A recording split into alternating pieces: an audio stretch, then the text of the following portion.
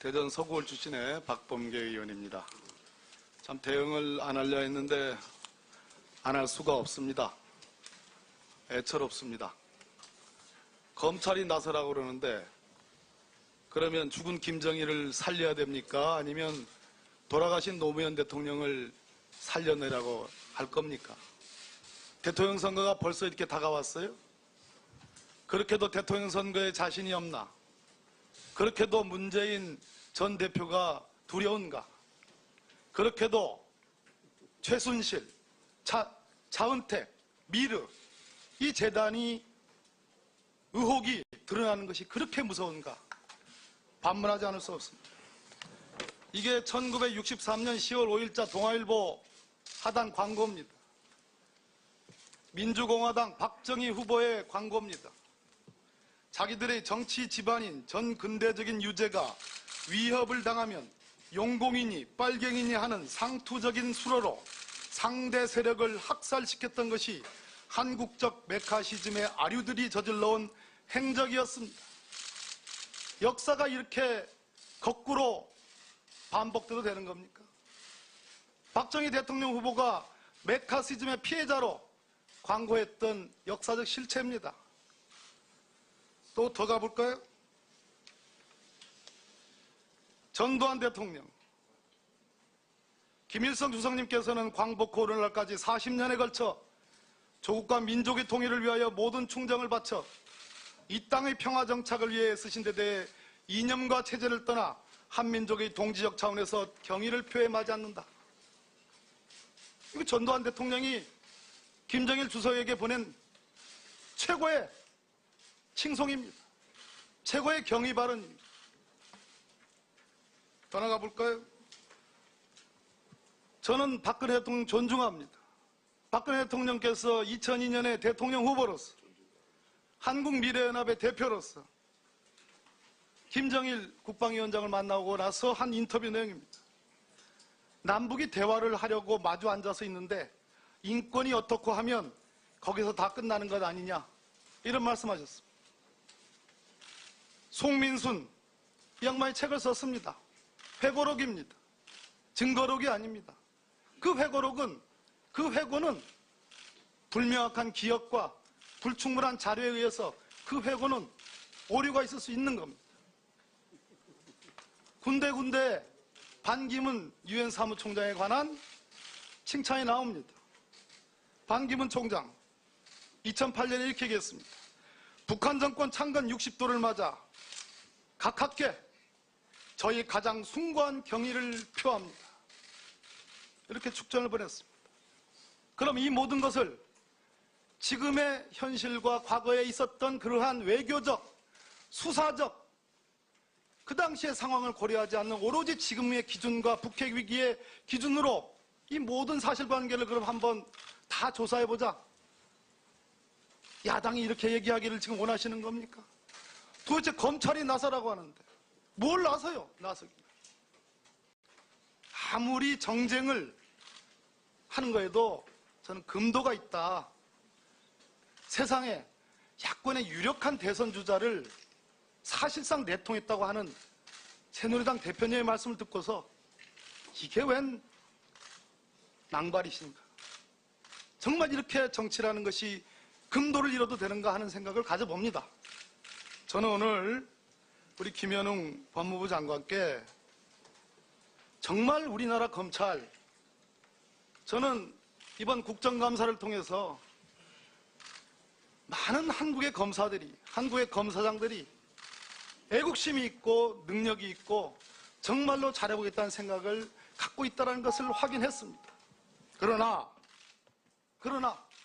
소수의 권력의 눈치를 보는 검사들, 권력형 비리 사건을 수사할 수 있는 핵심 보직에 가 있는 검사들이 자고우면한다. 권력의 눈치를 본다. 권력에 굴종한다. 그것이 문제다. 그렇기 때문에 제가 대표 발의를 했습니다. 고위공자 비리수사처 필요하다. 이거 한번 보십시오. 역대 검찰 비리가 1998년도부터 시작된 일입니다. 대전 법조 비리, 법조 브로커 김웅수 사건, 천성관 뒷동 사건, 스폰서 그랜저 벤처여감수 사건, 김광준 부장검사 사건, 진경준 검사장, 김형준 부장검사 사건이 연이어 터졌습니다. 김태정 검찰총장, 정상면 검찰총장, 천성관 검찰총장 후보는 본인이 후보에서 낙마했습니다. 김준규 검찰총장, 한상대 검찰총장, 장관님을 포함해서 김순환 검찰총장이 올해 2번이나 대국민 사과를 했습니다. 이거는 뭐냐? 권력형 비리 의혹과 수사에 관해서는 이제 검찰의 힘으로는 한계에 왔다라는 반증 아니겠습니까? 지방 국감을 돌면서 검사장들이 우리 법무부 장관을 포함해서 검찰총장님이 하신 공수처가 삼권 분립에 위배되기 때문에 이건 위헌이다 이렇게 말씀하셨습니다. 과연 그럴까요? 보십시오. 제가 공수처 설치에 관한 국내 헌법학자 8분에게 어제 오늘에 걸쳐 전화를 돌렸습니다. 어느 한 분도 보수적인 성향을 갖고 있는 교수님도 진보적인 성향을 갖고 있는 교수님도 중립적인 성향을 갖고 있는 교수님도 어느 한 분도 이것이 공수처 설치가 결코 삼권 분립에 위배되지 않고 공수처의 기능은 행정권의 일환이고 행정작용의 일환이다. 우리 헌법 12조가 신체의 자유와 관련해서 검사 영장 청구권에 관한 규정이 있는데 이것이 검찰의 기소독점주의를 보장하는 것이 아니다. 공수처는 말 그대로 검찰의 권한의 일부를 아주 극히 일부를 분산했을 뿐이다. 대통령이 국회가 제청해서 대통령이 임명하기 때문에 대통령의 명령을 듣는다. 따라서 삼권 분립에 위배되지 않는다. 검찰의 권한의 일부의 분산에 불과하다.